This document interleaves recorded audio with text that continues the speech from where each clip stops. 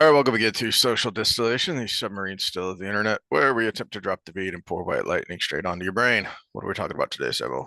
Well, we've got the topic we teased, which is early puberty and where that comes from. And I've got some stuff up. Then I have some studies that I've had me to read, which I think will go right into it because I think it very much illustrates how complicated organic systems are and studying them and how we can take only things with a grain of salt when it comes to especially the social sciences. And that also relates to women in general and what that means in these studies, which would probably get us onto something like maybe the replication, not replication, the reproductive crisis or something along those lines.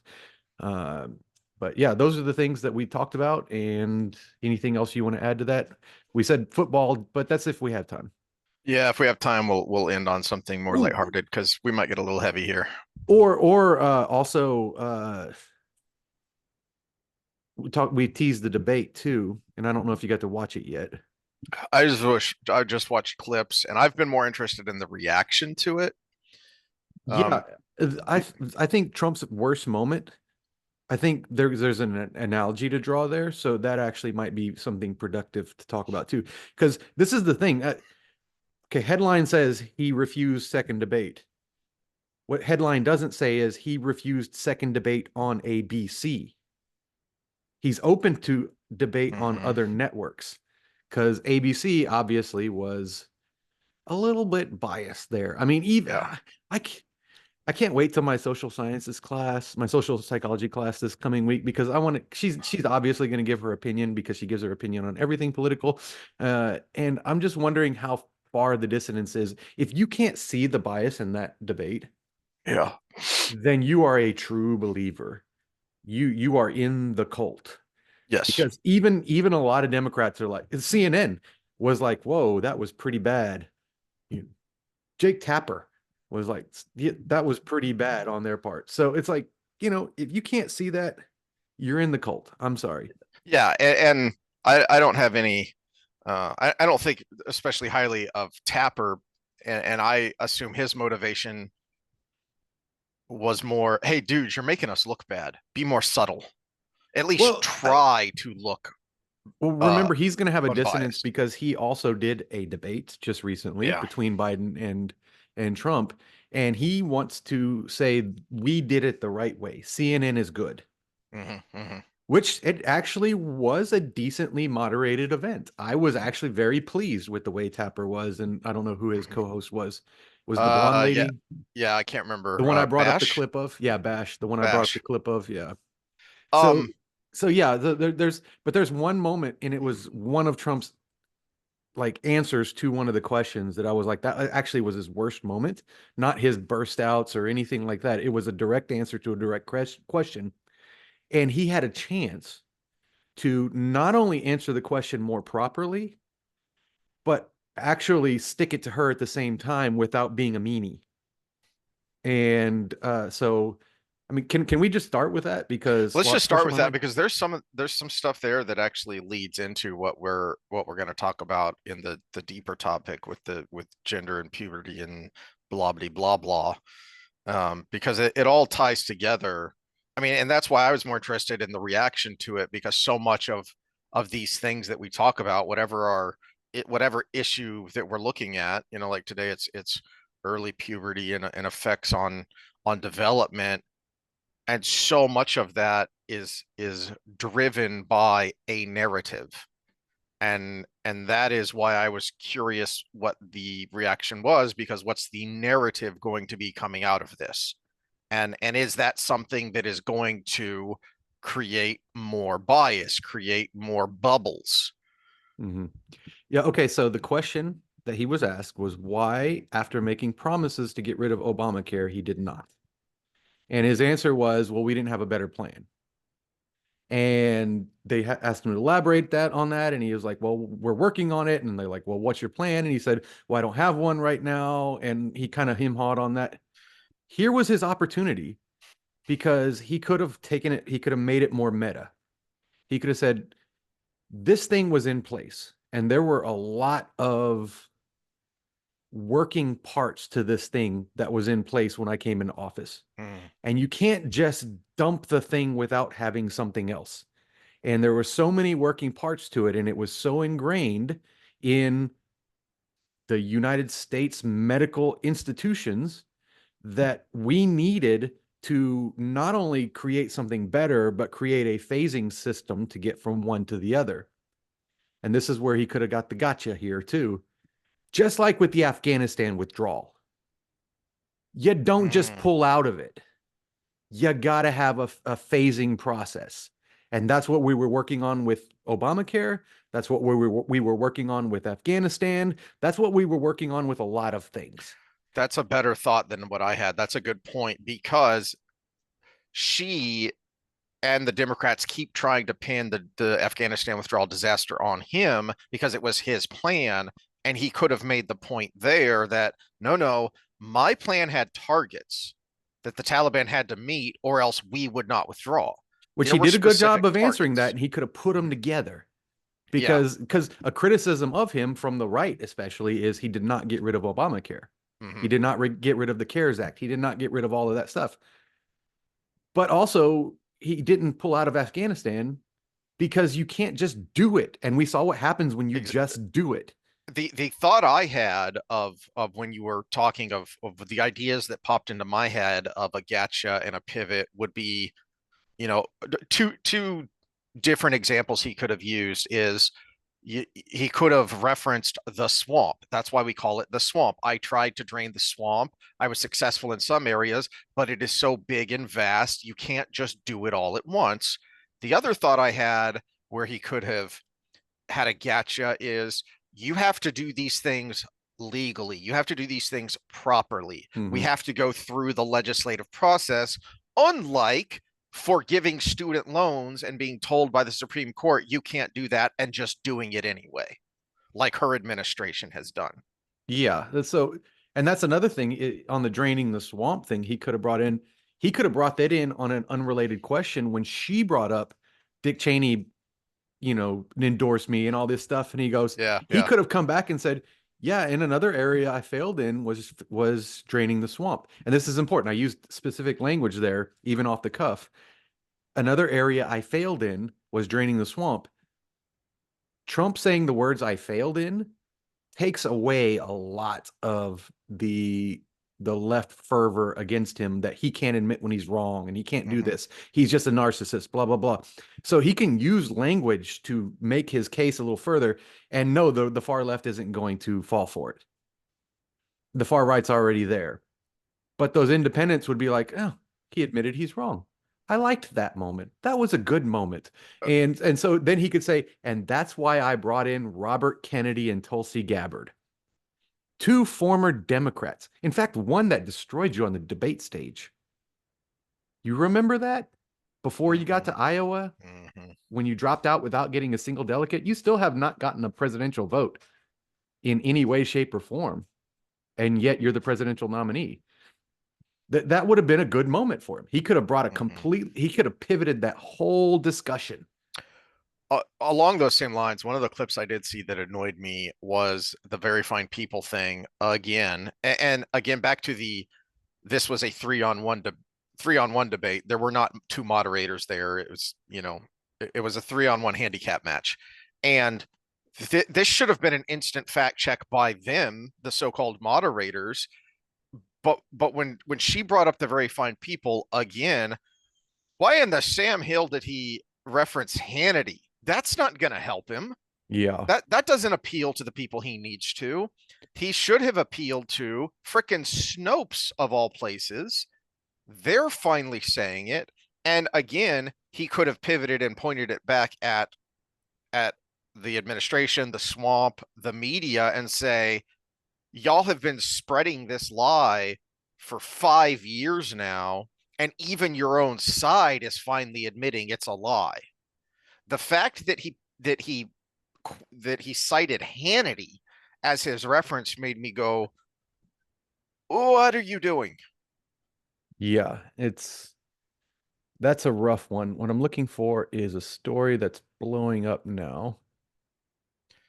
Oh, here But we go. what I don't have is the context there though, because since I've just watched clips and I haven't watched the build up, I have seen montages of her in this is where what I referenced weeks ago, which was you can mock her for sleeping her way to the top, but she is on top now. So don't underestimate her. You Well, still and need to take this was serious. an important point. I'm wondering, I'm trying to remember if it was Eric Weinstein with Pierce Morgan. I think that was where I was. They were talking about it, but I had that thought. They were talking about her intelligence, Hmm. and the bait and switch was, oh, who was it? No, it was Brett Weinstein with his wife, with Hying, and they were talking about strategies for increase in reputation and power that people use, and one that is historically accurate since 100 something thousand years ago with Homo sapiens is feigning weakness till the moment you need to show your strength Hmm. to get the advantage. And this is something I think I've been talking about is don't treat her like she's stupid. Everybody's Yeah. like cackling Kamala, blah, blah, She, blah, blah. And I brought this up with the Twin Peaks waitress that has all the yeah. monies because, yeah, she's dumb as a box of rocks in a lot of ways, but yet she's more successful than almost all of us. She clearly does not think well on her feet. When she's off the prompter and when she's actually being pressed by someone asking pointed questions, she does not think well on her feet. And that is where the dumb as a box of rocks comes from. But she still is a prosecutor. She still is an attorney general. She still is someone who has made it to these heights. And that is what I saw from the clips is that this was her in prosecutor mode trying to get under a witness's skin and make him crack. Okay, so Leading Report is a right-leaning site. But if this is true, it explains everything. And Yeah. this is something that's I got it from a right-leaning site, and I made sure I didn't include anybody who's sharing it because I have no idea what their allegiances are. Uh, but this was kind of like, I mean, it's like Arnold in Strength and Conditioning. He got things right that we're proving now with science. We all saw it in real time, but if there actually is a true whistleblower that has this information, Mm-hmm. this needs to go in front of Congress. I mean, because that is actually election interference and treason. I It don't know that is. I go as far as treason, but it's definitely election interference. It's definitely, you can make the case for in-kind contributions when it's that egregious and explicit. But my wondering though is so Steve Dace was ranting about this point uh, right after the debate. I watched a little bit of the post debate coverage, and then on his show, he was making the point that normies won't care. And I don't know that I agree completely with that. I think it might take more to break through. I think a lot of people will think either, well, the media is the media, or you might think, well, the media has always been biased and Trump should have been prepared for that or whatever. I think if it's egregious enough, I do think it will impact normie voters because undecided independents, back to the point of the bigger picture here, which is the narrative. If you can break that narrative, then you can get people thinking critically. And, Well, and let's go back to the history of Trump in politics. Okay, so pre 2015, Trump was probably one of the most respected people in this country.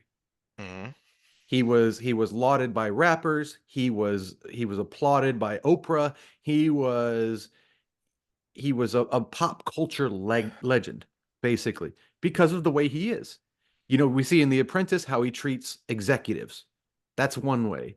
But then we saw during the Bush recessions, so we'll bring conservatives into it, during the Bush recessions, he was going down to the lobby and saying life is rough, right? To his employees. Hey, everybody get up in a line and pick a number between 1 and 10. And he would give somebody $100 bill. It's just he was a man of the people because he's not a bully. He's an arrogant alpha male. There's a difference. yeah. Yeah, he takes it to an extreme in certain situations, But when it came to the people he wanted, that he thought he could help, he would. I actually was listening to Jay Bhattacharya on a podcast that I actually haven't watched before, but it's not bad. It's Dad Saving America or something like that. Mhm. And I had never heard of it, but Bhattacharya was on it. And I'm like, let me hear what he has to say. And he was talking about it's actually great for anybody who is curious about making sense of the COVID stuff because he's very good at explaining like how calculations are done epidemiologically in a very easy way for people to understand, at least enough so that a normie could understand it. But to this topic, and then in X month, I forgot exactly which month, I went to the Oval Office, and after hello, how are you? I'm this person. I'm this person. Thank you, President Trump. He said his first words were, "Did I save 2 million people?" Because that was the model that Ferguson had put out, that if we do lockdowns, we'll save 2 million people in the United States. And the first question out of his mouth to this person who is an expert in this field was, did I save 2 million people? That tells you he actually cared about saving lives. And he made a decision that hurt him politically extensively. It's still harming him to this day because they used Yeah. that on him in the debate, which they continued those actions. But we wouldn't have needed stimulus checks if we didn't have lockdowns. We wouldn't have needed all of these other measures that are responsible for our inflation, our current inflation rates right now. We wouldn't have needed any of that without that initial lockdown. But his first question was, did I save 2 million Mhm. people? And yeah, maybe he's got an elitist sense of I'm above these people, so I have to take care of them. But I'd rather that than I'm above these people and they have to do my bidding. There's a difference between those two because one of them is S- Gavin Newsom, you know. So did you watch the whole debate or just part of it or? I watched the whole thing cover to cover. The thing that impressed me the most, and we talked about this after the debate with Biden, is, well, first, how I expected Biden to be bad. I didn't expect him to be that bad right from the beginning. But I talked going into it, and I referenced the story from Glenn Beck about that empathetic moment, that private empathetic moment with just the two of them, and that he needed that. And I thought right off the bat, he had some pretty good moments, especially in those first several questions. Even when dealing with Biden, there was a degree of empathy there of, rather than mocking him, that you know viral moment of, I don't know how to respond to that because I don't know what he said, and frankly, I don't think he knew what he said. Is he wasn't mocking, because we know what Trump looks like when he's mocking someone, and that Yeah, wasn't yeah. it. Did he have any good empathetic moments? Because I haven't seen any from the clips that I've watched. No, but that I think is part of the structure because again, everybody talks about the 3-on-1 Mm-hmm. debate. Her strategy was to poke him till he responded angrily. Yeah. And that started, I mean, she got the first question and it was her worst response to a question was the first question. Didn't she like immediately pivot and just kind of dodge and not even answer the question? Sort of. She gave some platitudes. She's like, what is it? Something economy, a growth economy. We want this, da, da, da, da. But she never, the question was, how are you going to improve the economy? Mm-hmm. We want these things. It was hope and change, hope and change, hope and change all over again. And so she didn't really pivot it. She just said all of these platitudes. And then it came to him, and he's like, well, we need to do this and this and stop the illegal immigration because that's what's hurting the economy the worst. Now, I think he overdid the going back to the immigration thing. And I'm not talking dogs and cats. I'm thinking he just kept going back to it on every subject, which it is one of the most important things. And I know he got that advice. But at the same time, say your piece on it and then give more specifics on the other things. I mean, he could have destroyed her on economic policy by explaining why price caps are bad. Yeah. He could have gone in there, and one I can talk about and he should know about as a business owner. He should know about way more than I do is why a standard deduction on your business return is a very, very, very bad thing for a small business. because we're nickel and dimed on everything. So we have to have the ability to report the nickel and diming on us to the The government instead of taking a standard deduction. And the if you un do uh, that with a standard deduction there, you're red flagged for an audit. he also could have appealed to most voters. Most people who vote are homeowners, and that's a big deal to them. He could have killed her with unrealized capital gains Mm-hmm. by referencing your biggest investment, and it is an investment, is your home. Due to inflation, your home is about doubled in value. So she would tax you on that. Mm-hmm. You haven't gained anything from that because you didn't sell the house. It's just sitting there. It's just money on a it's just money on paper. Let me But use she the would tax you. calculator that my teacher said I would never have in my pocket to calculate how much inflation has affected my home value. Um, Yep, 64% increase on my home value for taxable reasons. That's how much inflation has affected our home value. 64%. Can we sell it for that much? No. no. Uh, the according to this is the Federal Reserve Bank of St. Louis that was I just pulled up here. Their most recent data, this is from July of this year, is that the median sales price for houses sold in the United States right now is $412,300. That's the median. That is the Yeah, median. that's middle class. Do they have the mean? Because Uh, if you have a skewed bell curve, that would affect things. Because the well, I median was would more be interested in the difference though. So the reason I pulled this up is then because that is a $100,000 increase since hmm 2020. yeah. So since 2020, that's 100,000. So you have unrealized capital gains of 100,000, which depending on capital gains is somewhere around 20%, depending on which tax we're talking about. If we're talking about the Trump tax No, cuts or what they hers gave a would be. number in their Um, policy. It was oh, 21%, it's going to be I believe. 21%. Okay. I believe that's the Yeah. number. Don't quote me on So that. So don't clip me or whatever. so if you are at the median house price, you owe $20,000 in taxes. hmm You And got that's your 20K income sitting tax. around. That's not your Yeah. property tax. That's your You income got tax. 20K just sitting around that you can pay this tax on. Nope. Now you got to refi at the higher interest rates we have, by the way. We bought our house in 2018. We got a 1.9% interest rate. Do you think we can refi for a Well, 1.9% and interest rate right now? the dirty little secret of this is, well, it's just on, and they have some number like millionaires or whatever, just on. Do Yeah, you? but you It's a realize how wealth tax. quickly, yeah, yeah. It's a wealth tax. If you put a wealth tax on people, you are going to bankrupt almost every farmer in America because they have wealth of well over $1 million.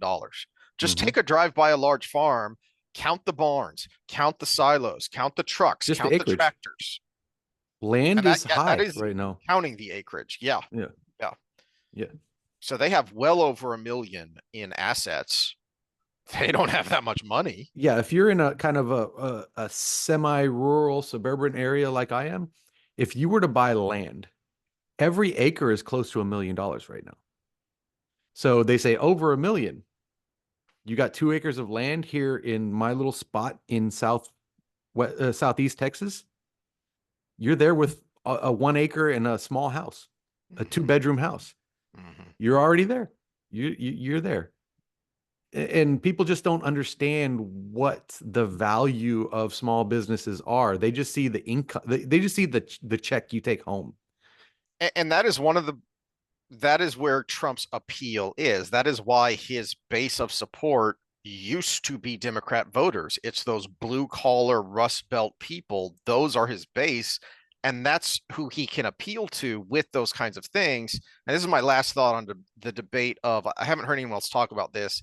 This is why Kamala's strategy was what it was. And this is where she's dumb as a box of rocks, but she's She's not also dumb as a box very, of rocks. She is yeah, just when it comes to being extemporaneous. But remember, she's a prosecutor. And I have heard dumb people saying, "Oh, she can think on her feet. She's awesome. She's going to tear them apart." Because no, you people have no idea how a court works. There's a dang it, I'm blanking on the name. It's on Prime, and it's got Jamie Foxx and Tommy Lee Jones. I'm like, oh, I like these guys. Let me watch this. And it's based on a true story courtroom drama hmm. of a guy, a World War II vet who owns a string of funeral homes, and then has this business deal with some billionaire that goes sour, and then he hires Jamie Foxx to sue the guy. And the more interesting part of it is the courtroom stuff, in part because they do a good job of showing you all the prep work without making it boring. The, one of the most well-known lawyer sayings is you never ask a question you don't know the answer to. The legal proceedings are all carefully rehearsed and practiced things. It's like football teams that go out there and they have pre-scripted the first 10 plays or whatever.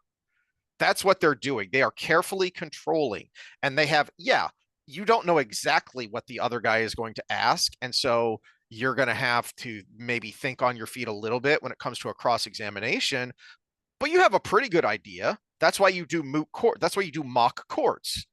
So you can game plan the same reason you do a mock draft. You can game plan, okay, what happens if this person says this or if this, and so you'll have a flow chart. So you know if the response is something like this is what I'm going to say. This is what I'm going to ask. This is the line of attack. And it was very clear that this was like a courtroom. She's the prosecutor, he's the witness, and you've got a friendly, biased judge on your side that is going to let you step all over the rules in order to get this guy. That is clearly what she set out to do is this is a witness and I'm going to make him crack no matter what he says. I'm going to stay in this lane to push his buttons, to keep pushing and pushing so that he never gets to say what he wants to say. He only says what I want him to say. Hmm. Well, add into that the fact that they have standardized this term fact check. And when they fact checked him in real time, none on the other side, Mm-hmm. but they fact checked him in real time. Some normie that might want to say, "Oh, I actually don't know," and want to watch this thing that they've been trained to think as something that's real. And he needed to address that in that debate. So his first failure was he missed that whiff of a question that I just gave the answer to. The second mistake he made was he did get angry and he did go overboard with the attacks instead of just giving policy on some Mm-hmm. things. But the other thing is he should have addressed the bias of the moderators. He should have, when she made a claim, like the very fine people claim, his next response to that should have been, "So, are you going to fact check her on that?" Because we have plenty of video to prove that that statement was not true. And even left-leaning Snopes now admits that it's not true. Well, He could have brought CNN up admits that it's not true. he could have brought up the Hunter Biden laptop. Yeah, you and all of your colleagues ran with the story that this was Russian misinformation, propaganda, that it was all fake, and now you're admitting, oh wait, that was actually real. Well, and JD Vance answered a CNN reporter on the same question about the dogs and cats uh, quite exquisitely uh, because he said, "Well, here's the thing. You have a city manager saying one thing. We've got people on the ground saying the other thing. Why does the media not have people on the ground interviewing people? Because that's what media does. All That's of the exactly what you're stories, supposed to do." all of the headlines that I've seen debunking what's going on in Springfield, Ohio, every headline I've seen say officials. City officials. state or Yeah. city The officials are people who would saying look this. bad if things bad were happening. Yeah. Yep. But also then he well shit, I lost my train of thought on that. He went on to say something else and I was just it kind of blew me away, but maybe it'll come to my mind. But yeah, that was the thing. He could have said that. He said, "Hey, ABC, just because you didn't report it doesn't mean it's not true." Hmm. That's the big issue here is we've got different people reporting different things, and y'all ideal under your stuff because you only want to hear a certain thing. Some people are reporting this, some people are reporting that. I actually, as the person I am and the people I represent, I tend to believe this other person over you. So you fact checking me is just your opinion at this point because you don't know the facts. You're not there either. I'm Hmm. not there. Neither of us know the facts. We just know the reporting. I'm speaking to one thing, you're speaking to another. That's not a fact check. That's an opinion check. Hmm. And he could have put him in their place right there. Yeah. Well, all right. Are we gonna pivot to Yeah, we other got to things pivot now? to puberty, early puberty. Speaking of RFK, right? Hmm. Yeah, and So this. let's frame this. Give me. I'm going to speaking to you personally. Give me your reason for wanting to go down this road because you asked me to do Mhm. it, but I'm still not sure why. So we've brought up before numbers on mental health in younger generations, in the Gen Z and millennials, and we've seen the charts, uh the LGBT stuff, especially of the percentage of population by generation, and then it just skyrockets. It starts to skyrocket with millennials and goes way up with Gen Z of those who identify as. So we've talked about that. We've brought up that point. And then RFK in his speech a couple weeks ago, where he announced he was suspending or going to take his name off the ballot in battleground states, which good luck with that. Still ongoing. And one of the things he brought up that just kind of almost as an aside that I thought, whoa, hold on, that's a big deal, big if true, is I believe the number he gave is something like girls are starting puberty on average 6 years earlier than they were 100 years ago. And usually he cites things when he gets into this, but he mentioned this as kind of an aside, and I said, hold on, that's a big deal. So, Okay. as you can see, this is the Guardian. For those that can't see, this is the Guardian. Uh, I went with the Guardian on purpose because they lean towards the direction that we've been railing against for the last 30 minutes or so. So onset of puberty in girls has fallen by 5 years since 1920. So there's 100 years right there. No one is sure what is causing the change is the subtitle. So continue. Now, he made an attribution, though, that again is big if true, so we should investigate this, which is his assumption is that it is due to a significant increase in estrogen in the food supply, especially in dairy, because estrogen is used on cows to boost milk production. Okay, so that one I didn't have prepared, but I could speak off the cuff. If a hormone is in the animal itself and you ingest it, when you ingest a hormone, your body already breaks it down. You cannot directly absorb a hormone. Yeah. So you have to absorb precursors to the hormone. And so doesn't mean it can't have an effect, but it's not going to have a direct effect like that. And this was a big deal a while ago too. You brought up antibiotics, that people were freaking out about the amount of antibiotics, and I was familiar with this because I've helped do this of putting cattle through a chute and giving them injections of antibiotics and vitamin C, to help boost their immune systems and protect them from herd diseases, because you get a disease in a herd and it spreads like wildfire. Mhm. Um, and dad is a veterinarian and a food safety guy. And so you brought up, and I double checked with him. Yeah, it was a concern. People said, we're ingesting all of these livestock antibiotics, but there were numerous studies that showed it's not doing anything. Your body's not absorbing it. Even Yeah, if it's yeah, present in the meat, your body's not absorbing it. yeah, because it just breaks it down to its base materials, and then if it's an amino acid, it becomes a protein of some kind.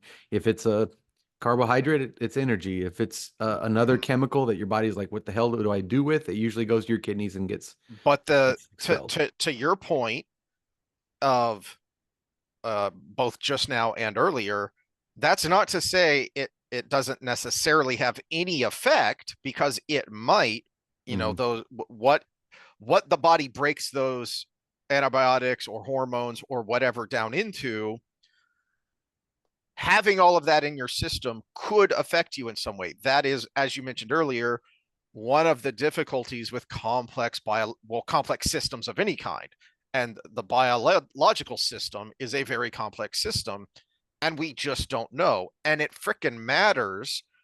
And we should be looking into these things, because um, when we were talking about this, listening to the speech, you made a point that I'd never heard before, which was that the brain doesn't develop any faster. If you start puberty Hmm. sooner, the body begins developing way before the brain catches up. Hmm. Yeah, which is worrisome because I'm gonna get to the kind of the Alex Jones portion of this Mhm. near the end. But I just here's another source, A&M Today, talking about the reduced uh, puberty levels. It used to be 16 to 17. Now it's down to 12 to 13. Mhm. Here's another one that talks about normal puberty versus precocious puberty. Normal puberty is exactly like it sounds. This is what the average person would do. But precocious puberty would be people who go through it early compared to the norms. And here's the important part of that: what happens to children affected by precocious puberty?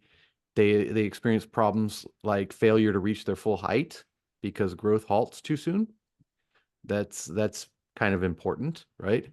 And psychological and social problems such as anxiety over being different from their peers, which we had a person in our school that developed breastises very early in their life, and she was kind of like the budding joke, but surprise, surprise, she was pregnant in junior high, right? Because she had woman parts in fifth grade.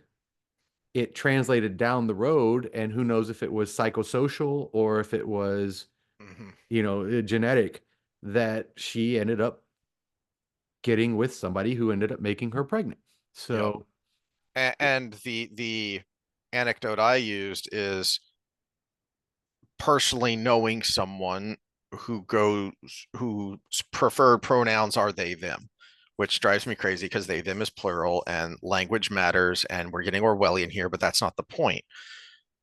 To me, the more interesting point about this anecdote is, in numerous other ways you would identify this female as the trad wife material. In fact, she's ready to get married, and her focus is, I want to be a mom. So her continuing education and her work is geared towards, what can I do that won't be interrupted once we start having babies, and I can work part-time just to help, but my primary focus is, I want babies, right? So very feminine. However, also very uncomfortable in her own skin, because mhm, she's way taller than average for a girl, and starting that really early, and having, so one, you're already way taller than everybody else in fifth or sixth grade, so you already stand out, which is awkward, and people are looking at you, and that's going to create pressures on your mental health. And oh, now I have these big things sticking out of my chest that are also much bigger than the average girl, And now I'm doubly getting looked at by everybody and I feel uncomfortable.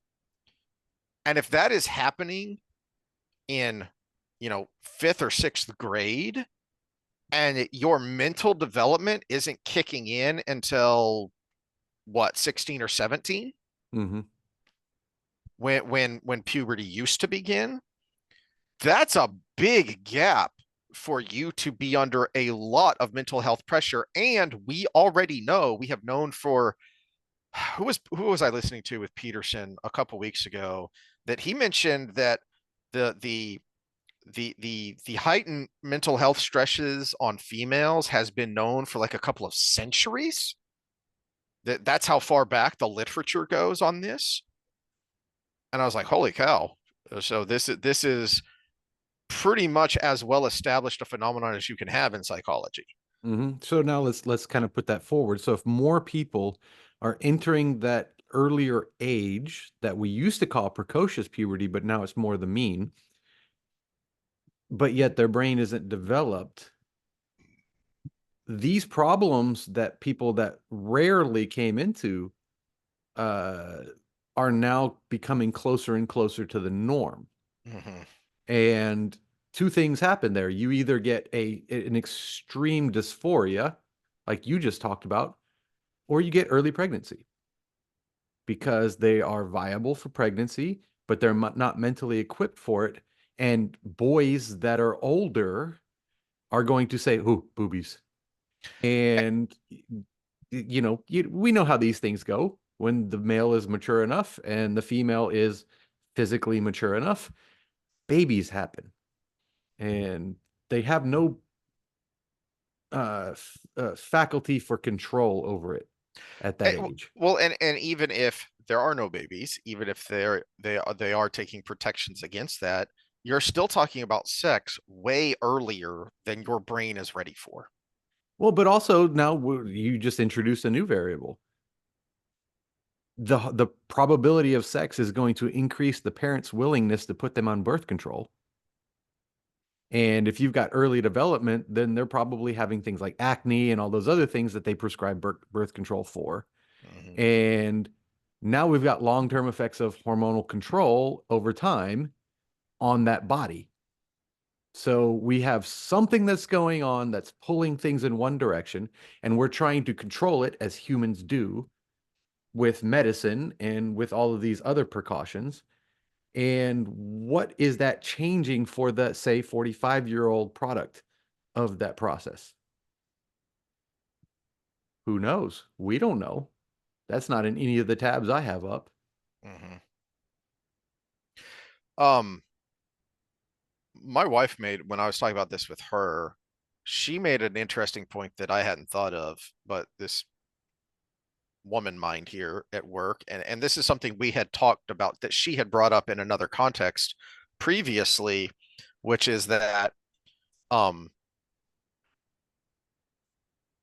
one of the relationship problems, as she sees it, one of the problems with modern relationships is how much later people are waiting until they start trying to have children.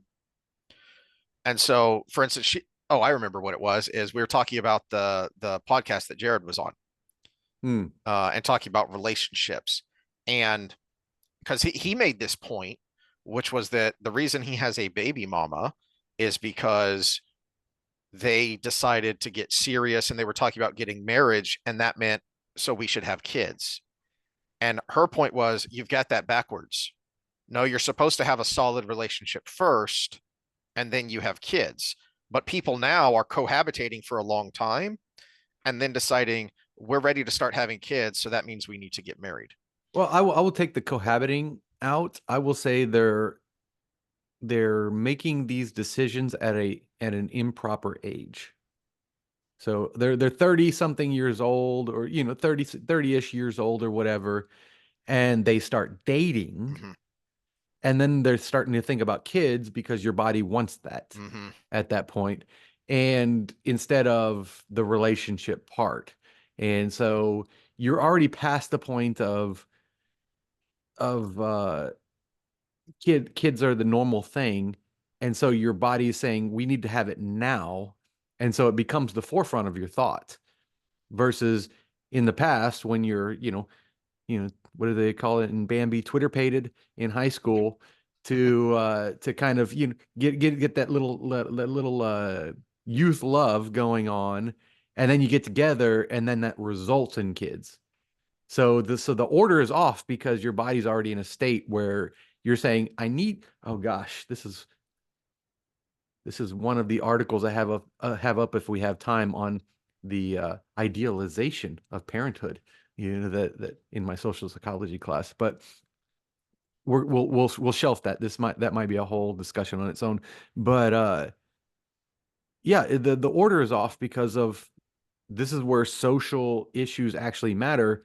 Our culture is do the thing early, the thing being your career, school, Mhm. all of these other things, and then worry about your biology later. But the whole time, your biology is screaming at you from And the that inside. was her point. That's why she brought that up in this discussion, is because then she asked the question, so what does that mean and what kind of pressure is that putting on young girls when your body is telling you at 12 or 13, which is ridiculously young, all right, we're ready to start making babies now. Let's pass on our genes. Let's procreate. Just let's do it. And you're waiting 10, 15, 20 years before you actually do that. So how much more pressure then is that putting on teenagers when the body is saying, I mean, that's the whole point of puberty is, okay, time to pass on the genes. You are sexually mature now, which sounds ludicrous to say when you're talking about someone that young, but that's the point of it. Game of Thrones, you know, uh, I forget the character's name, the redhead that was essentially being held hostage, and Hmm. they were spying on her because as soon as she had her first period, it's time to get married to the evil psychopath now. And she was trying to hide it because she knew as soon as she had her first period, she can have an heir, Hmm.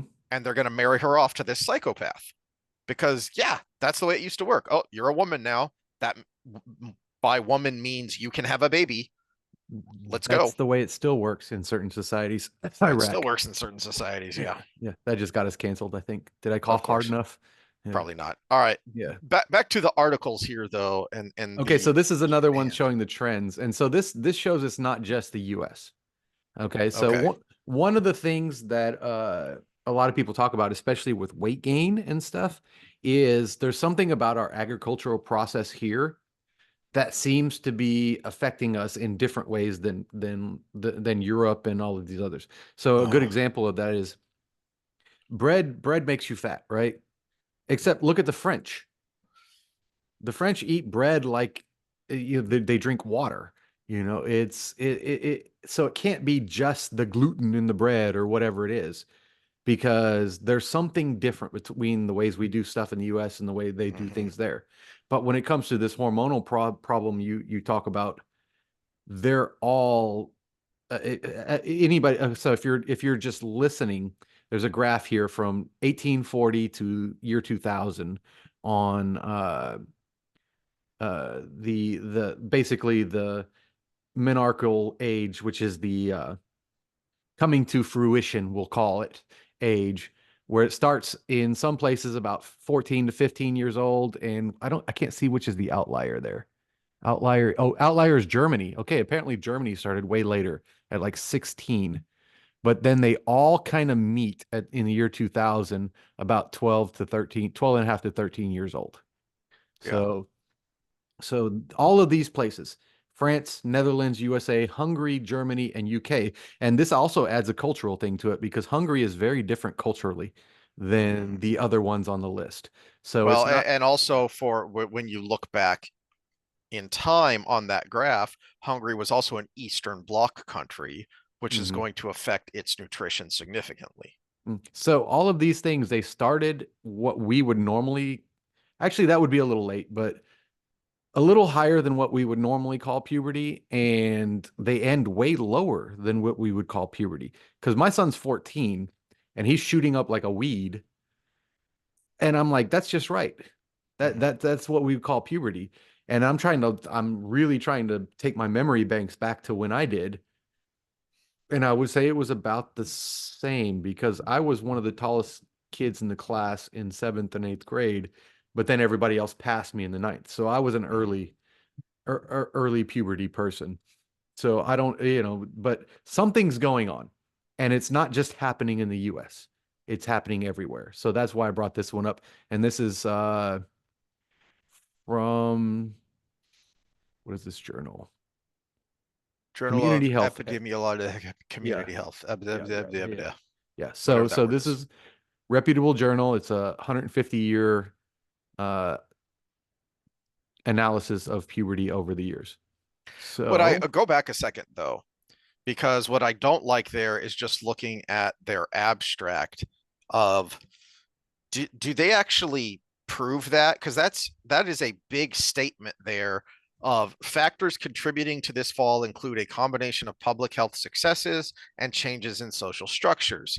Thus, successes such as improved childhood nutrition and health status through reduction in childhood infections have been major factors accelerating the onset of puberty.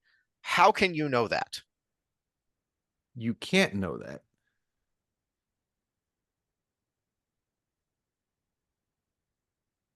but it's very plausible. So, yeah, that would be a hypothesis. I hate that they did state it as a fact. Mhm. That would be a hypothesis. But now we're going into other things like endocrine disrupting chemicals, which is our next article here. Uh, Clinical Endocrinology and Metabolism is the journal. And so now we're talking different, here we go, endocrine disrupting chemicals during critical periods of development might affect pubertal timing. And I like the way this is the word, this is the key word that they didn't use in the last article, Mhm. might, Might. might. And so they're looking at the effects of that. And they found some significant possible effects, but again, it's all. Now, endocrine system, that is something else RFK Jr. brings up a lot, is the rapid rise in autoimmune diseases Mhm. in the population. Would that be a factor as well? Would that contribute to that, those endocrine disrupting chemicals? Could that be a factor in that as well? Okay, so here it just we don't even have to go too far here. By our little quick Google search from the National Cancer Institute, the glands and organs that make hormones and release them directly into the blood so they can travel to tissues and organs all over the body. That's the endocrine system. So the answer is yes. Everything that happens in your body, from a neurological and a skeletal muscle and a organ standpoint, is mediated by neurotransmitters and hormones. Everything that happens, they're the catalyst in that. Whether you're growing muscle with testosterone, growth hormone, all of those things that play into it, even cortisol, or whether you're fighting addiction when we talk about the dopamine system, or you have depression when we talk about serotonin. All of these things, your gut health, all of these things are all based on which neurotransmitters and hormones you're producing. And neurotransmitters are usually upstream of the hormones you're producing. So, yes, your endocrine system is responsible for everything, especially when it comes to growth. So, you can either be releasing hormones that grow your body or hormones so that grow your body, like testosterone or growth hormone, or you can be releasing hormones that are catabolic, such as cortisol. Cortisol in itself is actually, I hate the demonization of cortisol. What its first job is to mobilize fat to break it down into sugars so your muscle can have energy. That's the first job of cortisol.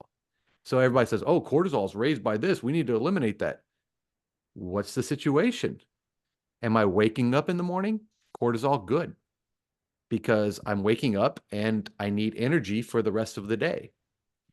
Am I going through a long stressful process, like I have to trek across a desert to get to the oasis, cortisol a good thing because it keeps me going. Am I chronically stressed sitting at my desk all day, but I'm eating potato chips and, drinking Where's excuse the me, Mountain Dew? yeah, drinking Mountain Dew, playing Call of Duty all day? Cortisol bad because I have a high sugar content in my blood as well as the same time that the cortisol is releasing sugar into my blood, right? Yeah. So yeah, all of these things, everything is based on hormones. So something that's an endocrine disruptor, well, which hormones is it affecting and at what time and at what age? And if it's doing something that would have prevented you from going into early puberty, now we got to look at it, right? Well, and this is what I really appreciate about RFK Jr. is that sometimes he will give a specific and he will say, we need to do this or we need to stop doing that, and he'll tell you why. But on a lot of these issues, he's simply saying, why aren't we even asking the questions? Why aren't we even looking into it? Why aren't we trying to figure out what's going on here?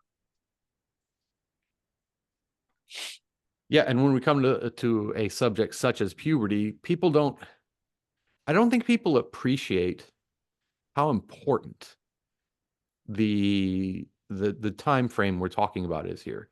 Because we as humans actually we're not like a we're not like an MMO RPG where you just keep harvesting and harvesting and harvesting, and then you get to a certain point and you can build something, and then you harvest, and everything's at the same pace. We go in spurts, and basically our genes are actually modulated to to uh to express at certain points. So I'm 0 to 3 years old. At about 3 years old, something in my genetic code changes. I mean, let me reword that. Doesn't change, but it Activates. activates, yeah, activates at that time. And then from 3 to 6, we've got a different activation code at about 6 to 8 to 12 to, and then we activate, keep going on. But if something changes when that happens, is it changing it for everything? Or is it just changing it for certain things? And the evidence suggests, let me speak in scientific code here. The evidence suggests that it's not all happening at the same time. If you became a true woman at 13 years old versus 16 years old, mentally and physically, that would not be a problem. But if you became a woman at 13 years old, just in your breasts, and everything else about your body didn't, that's a problem. Or just in your ovaries, but everything else about your body is Mm-hmm. different. That's a problem. So that's what we have to parse out. Is it a systemic effect with every Hello. damn cord? We complain about this and I just whacked it with my finger is the problem. But yeah, if this is everything at once, we just grow up faster. Okay, we got to adjust for that as a society because it's happening everywhere apparently, right? But if not, then we got to figure this shit out Mm. because we're going to have a dysphoric effect in a lot of ways, not just trans issues. We're going to have a dysphoric effect in a Well, lot of ways. got the, one of the things I brought up when we were listening to that speech was the Christian conservatives have been railing for decades about the sexual revolution and the impact on young people, and pointing out survey after survey, anecdote after anecdote of sexual activity increasing and getting younger. And this point RFK Jr. made me realize, you know, besides fighting against human nature, a big reason we've probably been losing this battle is because we are attacking the symptom and we're not looking for the root cause. We're just assuming all of this cultural rot as we see it, the over sexualization in culture. We're just assuming that that's what's doing it. And that's certainly a contributing factor, but that over sexualization isn't going to affect you if you're not sexualized yourself.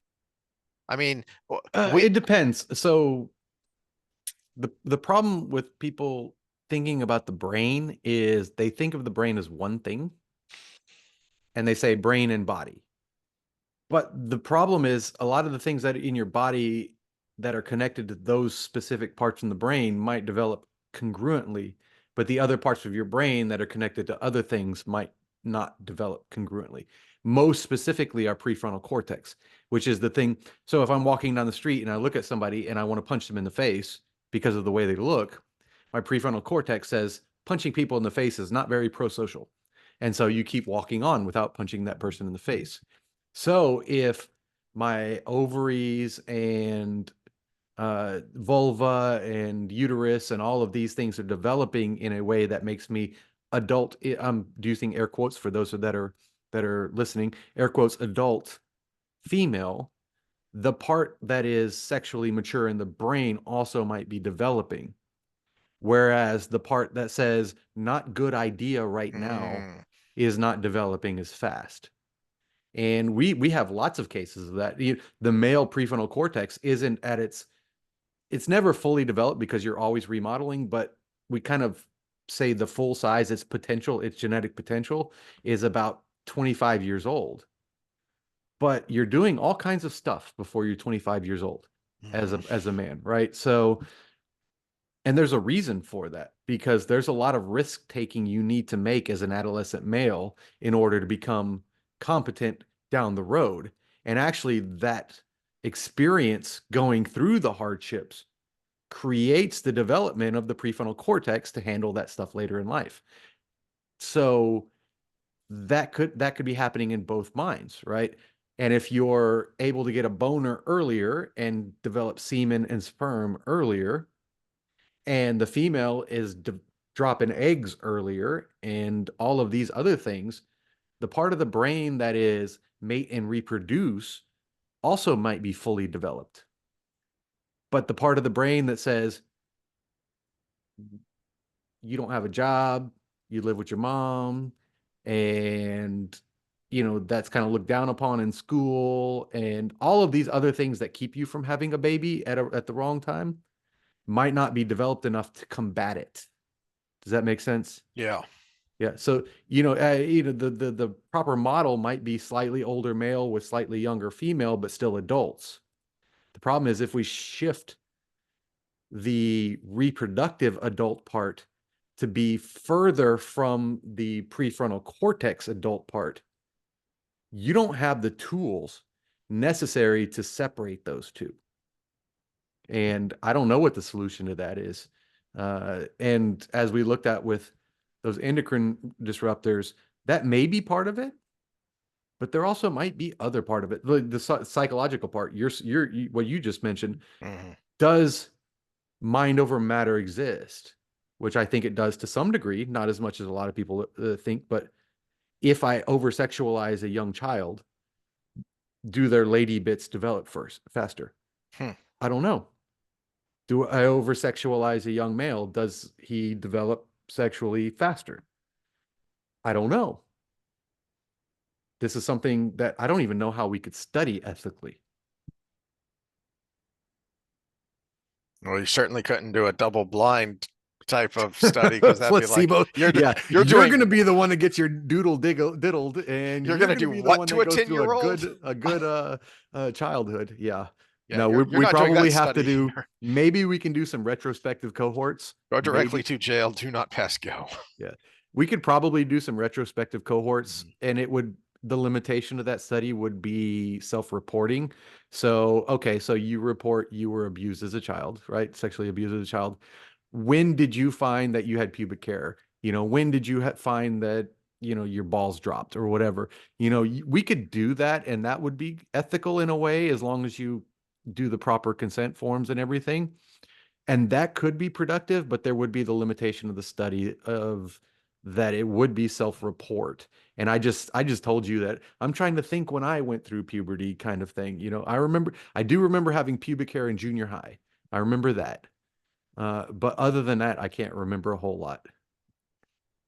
Yeah, that would be the other problem with that is when you start asking those questions, it's gonna be like, I think it was, and Hmm. it's just there's a lot has happened since then. The brain is very full and battered with concussions. Yeah, what you would have to have is a cohort around 25 years old that you can ethically ask these questions, but they're still not as far removed from it. Uh, but it's still you're still talking about there are limitations to self-report because people tell themselves lies all the time Mm. in their own head. Did you have any other articles and things to bring up here on this Uh, subject, or are we pretty well done with it? well, remember I teased another part of it, which Oh, was are people going through the early menopause? oh yeah. Yeah, so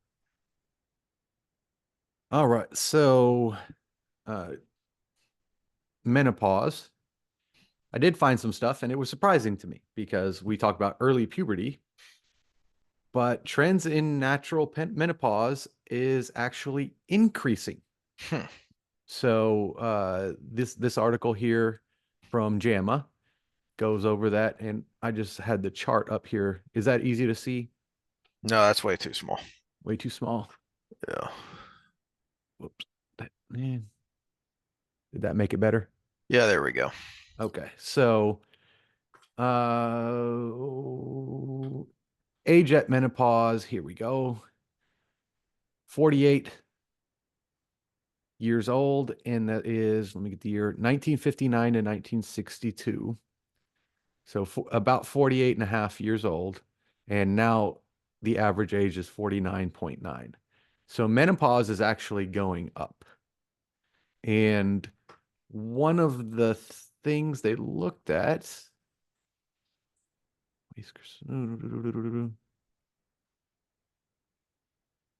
it's not on this chart. Hold on. Here we go. Okay, so damn it. Don't do that, Sam. One of the things they looked at is the factors that went into it. So let's bring up another chart here. Uh, ever used oral contraceptives? Actually, that was associated with increase in age. Ever used hormone therapy? That was associated with decrease in age Hmm. at menopause. Now, that actually makes sense if you think about it. So let me define those things. Oral contraceptives being birth control, and hormone therapy being we're doing hormonal things to you to help you have a baby. Okay, so whether that's progesterone or all these things they go through to help you naturally have a baby. IVF is actually a relatively new thing. So these are the more traditional techniques where they would give you hormones that make you drop an egg. So what do we know about menopause is when all your viable eggs are gone, then your ovaries basically say, "Meh, I'm done." And you go through this hormonal process that says you can't have babies anymore because your ovaries said, I'm done. And so that actually makes sense because if you use hormone therapy, you're dropping more eggs more often to try to have a baby. Whereas if you're using oral contraceptives, sometimes you end up with over-regulated menstrual cycles and you might not drop eggs as fast over the course of your life. Now, viability of eggs and dropping the eggs are two different things. So, you ladies that want to wait till you're 50 years old to have a baby, probably not the best idea. Okay. Uh, but that actually does make sense. But yeah, the trend is the opposite of what we were thinking of based on it starting earlier. But birth control might be the mediating factor there because the amount of people on birth control is far greater than the amount of people on hormone therapy to have children. So That if you're starting earlier, yeah, you would drop your eggs faster. But if you're slowing down the rate that you're dropping your eggs, then that would actually create a longer process. that makes me curious about, but this might be a cohort study that would be difficult to do just because I don't know how easy you could find people in this population, which would be women who were on oral contraceptive, but then went off it early because they were done having kids. So, for instance, our families, we were done having kids, so we snip snip. So no more need for oral contraceptive. So Hmm. does that, you know, say 10-year window or whatever, how does that impact thing? What does that do to those hormone levels, to those menstrual cycles, et cetera, and so forth?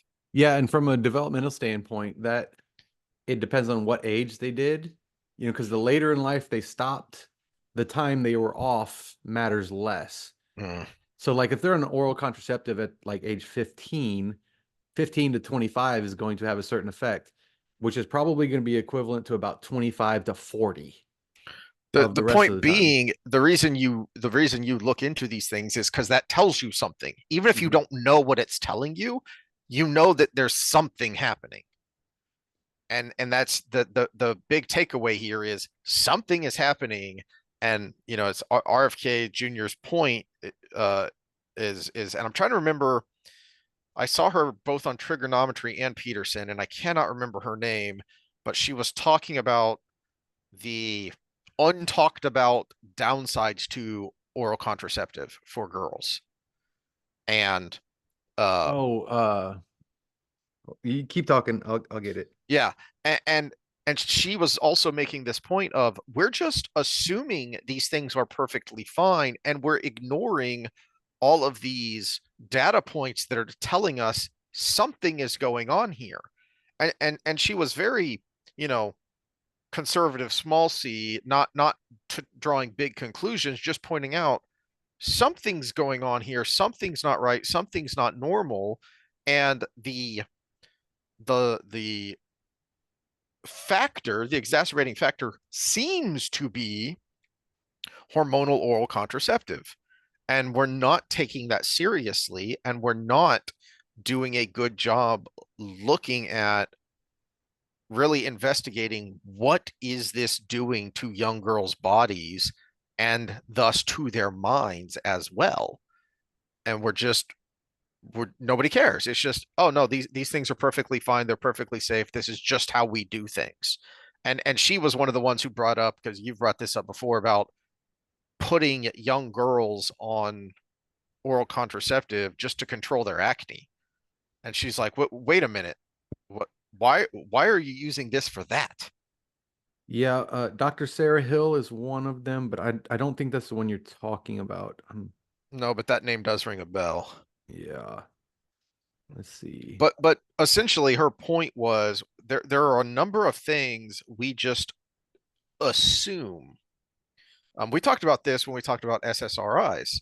And since the 80s, this has been the standard of treatment, if not earlier, for uh, depression and anxiety.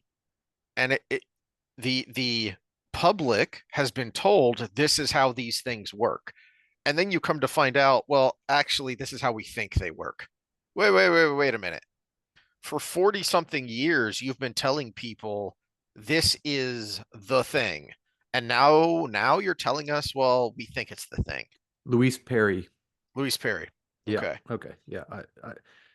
I knew it was a simple name, and I was just like, but okay. So I brought up this chart again because there's another alarming thing here, and it might have to do with what we're talking about, but general obesity, Mm. the 1940s, 26%. Today, 45% Oh, geez. in the same cohort. That's I mean, talk about puberty and menopause and everything aside. You want to talk about something that exacerbates everything in your life? General obesity will make everything Well, worse.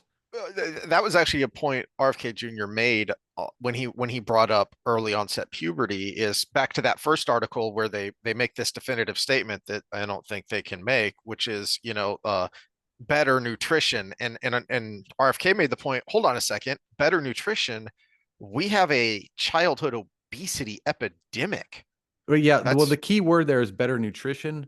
More calorie dense nutrition might be the better term because more calorie dense nutrition will mhm. accelerate development. So you can't say, oh, we're healthier, So that's why puberty is starting earlier when we're pushing 50% childhood obesity rates, that we're not healthier, ipso facto. Okay, so one of two things to go forward to finish this out here, since we're already, you said an hour and a half or so. Hmm. Uh, I've got a study that I want to, which kind of relates because it's why biometrics and these kind of factors influence studies, or my new model for university education. Both of them would be relevant right now. So you pick. I'm curious about this new model.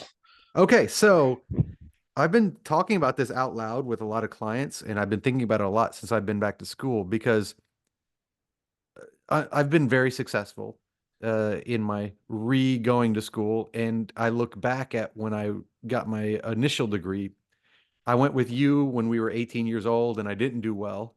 And then I went out and into the working world for a while. And then I went back, and that's when I was very successful. Mhm. The new model for school is actually a delayed model. Out of high school, what we should be doing is something to the extent of you can get kind of credit towards going to school by working a trade for years. And I kind of base this off the military GI Bill model because what we do have is a system where you can go into the military and die for your country and get some money for your education, but you go into it a little later. But you can get around some other things like student loans and all of that. Why don't Well, we do that for useful trades? you can also get credits for certain types of MOSs Yeah, exactly. Yeah. because So, you've got the practical experience, so you don't need to go into the classroom to learn this whatever. but you also have 4 years of growing up Hmm. to decide what you want to do. And one of the things about university system now is you go into it as a naive, stupid kid, and they make you take this diverse selection of classes so you can figure out what you want to do and all this stuff, but you're paying for it the whole time. So what's wrong with, as a young male coming out of high school and becoming a plumber, apprentice plumber for 4 years? Hmm. And after that 4 years saying, you know what? I would love to be a master plumber. Or saying, you know what? I hate plumbing, but I do love psychology. Let me go to school. And so you're more of an adult when you make that decision. And then you go through the school process after that, depending on what you do. And it doesn't have to be that. I gave a very dichotomous position there. But what if you say, you know what? I want to work in the healthcare industry and I want to help people. I can be an apprentice nurse You for could be 4 years. you could be an entry level administrator, and you would at least get to know the system and Yeah. how it works, But even the and you would be nursing system, working. they make you go through so much school to be a nurse. And Mhm. it's like, well, why don't I do it as an apprenticeship? I see what you're saying. Yeah, as an apprenticeship, I'm a nurse for 4 years. Okay, I want to become a master nurse, or you know what? I want to go to med school. But now you're making that decision after having been exposed to it for that long. Hmm. And would we get a better result if we let people grow up in the real world a little bit first before they make their lifelong decision? Now, to the subject at hand, which is our crisis with, the reproduction crisis and all of these, that opens up another door. And this is the thing that came to mind just recently for me. That opens up the door for women to have children young because you're not sacrificing your career. Hmm. Hmm. Because you can have a child at a stage in your life where you're not climbing the ladder. You're not going through the education process. You're not trying to be the CEO of a certain business And if you at that are moment. working, part-time work doesn't hurt you because you're working simply for the experience. Exactly. So you can have a child, take care of that child like a normal mother during the 0 to 18 month period that is basically mother centric in the child's life. And then, yeah, daycare and all that stuff can come in after that. And by the way, you have the money for it because you've been working these other professions. And so it actually solves two problems at once. It solves the maturity crisis of people trying to get their, degree plan down at 19 years old and figure out the rest of their life in a time when their brain's not even fully developed. And it allows for this should be the feminist argument. You can have children and have your cake and eat it too, because you're on a level playing field with all the men. So you can't even get into college till after you've put in your 4 years of something useful. It would also make people make better decisions on what degrees they get to. Yeah, well, this is where I think there's a nuanced discussion going on with people like Mike Rowe who have been making the point for years. Hey, look, and we actually Saki all the way back to where we started because this is part of the swamp that it's not that college is bad per se. It's that why do we have this, to your word, dichotomy of you're either a nobody working a dead end job or you're going to college? That's not true. That's not how life works. That's not the way it should be. And not everyone is cut out for college. Not everybody wants to go to college. Not everybody needs to go to college. But we have this swampy, incestuous relationship between the government funded secondary schools and the government funded colleges and universities. And it has created a pipeline that pushes everybody in one direction. So for me, going to college was absolutely a waste of time and money because I didn't know what I wanted to do. And I was told, oh, you'll figure it out there. Well, wait a minute. To your point, why am I figuring it out by paying someone else money when I could have just started working and figured it out while making money? Now, for my kids, they were much more disciplined and focused than I was. And so my son, who'll graduate in like 3 semesters here, and he's already studying and researching what he needs to do to pass his CPA and other stuff. And he's going to have a double major in finance and accounting. And it basically happened because he needed one more math credit. In his senior year, he saw, oh, they offer an accounting class. I'll take that just cuz. And before that, he had taken shop and he liked welding. And with accounting, it turned out to be really easy for him. In fact, he said, "Why do people think accounting is hard? This is easy." And I get to work in an air It's conditioned because accounting office. isn't really math. Yeah. And I get to work in an air conditioned office and accountants get paid how much? Okay, I'm going to do that. And so he had a goal. He knew these are the classes I'm going to take. This is how long it's going to take me. And when I get out on the other side, it's not a guaranteed job, but there's a very, very high placement of if you graduate well with an accounting major and he has a finance major on top of it, you're going to have a relatively easy time getting a job. My daughter, on the other hand, she has a much less practical goal because she wants to do marine biology. And I told her, okay, understand what that means. To do the things you want to do with that degree, you have to have a PhD. That means this is how long you're going to be in school. We'll pay for what we can, but you're going to have to take student loans if you're going to be in college that long. And you're going to come out on the other end trying to get a professorship somewhere that's not going to pay a ton and you're going to have this debt. Well, and If as you I talked about here in understand, our yeah, area, because we have Galveston, A&M Galveston has a marine biology division here in Galveston, and most of the graduates end up working for NASA, basically carrying a camera in the tank where the astronauts practice their moonwalking yeah, because they have the dive hours for it.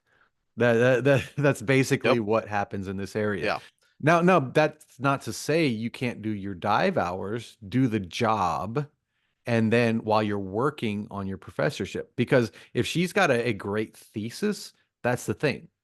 hmm In science, you have to have, especially in a niche science, your thesis better be groundbreaking because people won't publish a null hypothesis, which is publication bias.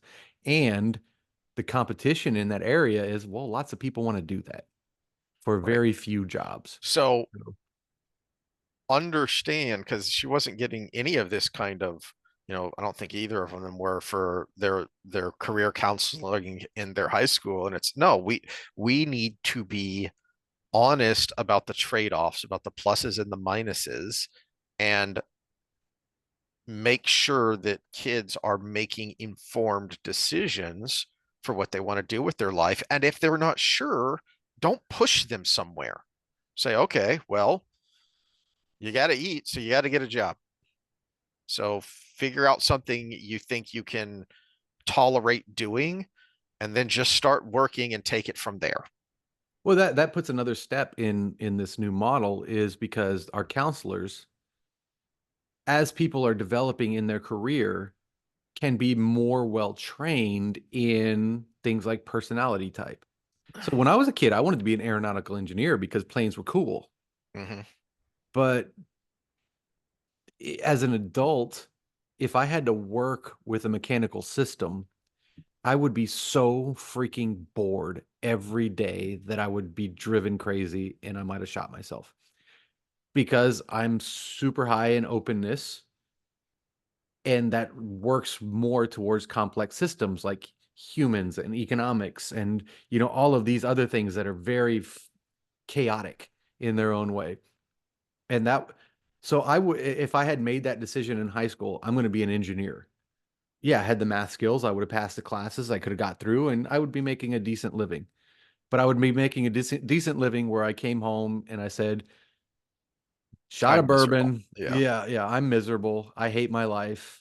I'm a beta male and my wife's probably cheating on me. Something along those lines because it would have been the wrong choice for me. But as I got older, I realized I liked working with these systems that are in flux and flow and took a little bit of kind of ad-libbing on your feet kind of a Mm-hmm. mentality. And I'm like, oh, that's what I like. That's the direction I need to go. And it's worked out well, So yeah, this I think this model actually school is important. You have to be educated. You need mentors. You need structured education in certain ways. As John Stuart Mill says, you're the only cure for your bias is other people's bias. And you have to get in there, right? That's the only reason I went back to school because I could study psychology through books, but I would only be studying the things I liked. Where I went back to school and paid a shit ton of money because I have to make an A in a place that is somebody else's domain. And that forces me to think. And so that's taken me to another level, a level I couldn't have gotten to on my own. So it's important, but at the same time, we're doing it probably at a bad developmental age. And plus the skills you gain in the 4 years.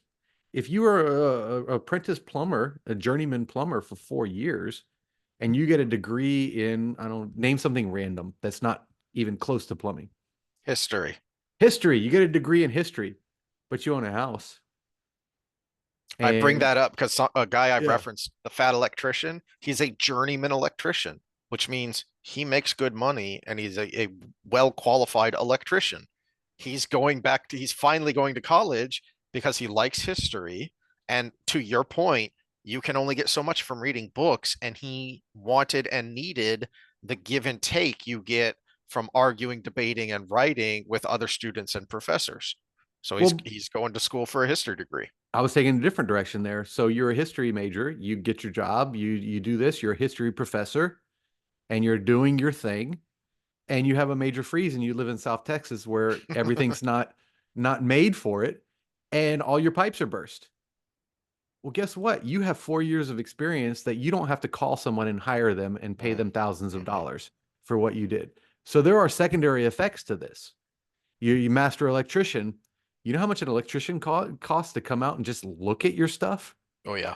Yeah. So all of these, you're an HVAC, technician, and your AC went out. Well, now you can freaking take care of your own thing. So downstream effects of these aren't just the maturity. It isn't just the amount of learning you can have. It isn't just finding your path, but now you've got skills that help you in real life too. You know what's funny? What you are describing is the original thesis behind what we call a liberal arts education. The whole idea for those general education courses, no matter what you were going to specialize or focus in, was to make you a well-rounded individual. So that no matter what your focus was, whether it was engineering or education or medical or whatever, you would come out of college a well-rounded individual and thus able to navigate life more Hmm. easily. Except And they you take college courses that have nothing to do with real life to become a more well-rounded individual. Now, the other part of that is if you even if you know your specialization, say you want to be a doctor, but you have to be a nurse for 4 years. But now, 10 years later, you're the doctor and you're dealing with nurses. You know what they go through. mm, You mhm, have a perspective, lived experience is the term thrown around, right? There's something to it. There wasn't something to it, it wouldn't have become the meme, right? So you have lived as a nurse. So your interactions with them will be different than if you never lived as a nurse.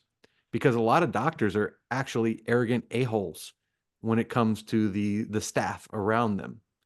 Or even if you come out of high school and you're an orderly or something, you're not even a nurse. You're just cleaning sheets and stuff. But then ultimately, 15 years later, you're the doctor. mhm. You understand what the orderly goes through. Or even you're a medical administrator. That's probably the better example because administrators, the thing about administrators is, and this was actually something I got from the Kamala Harris debate, is she sounds like the administrator telling the person how to do their job that has never done their job.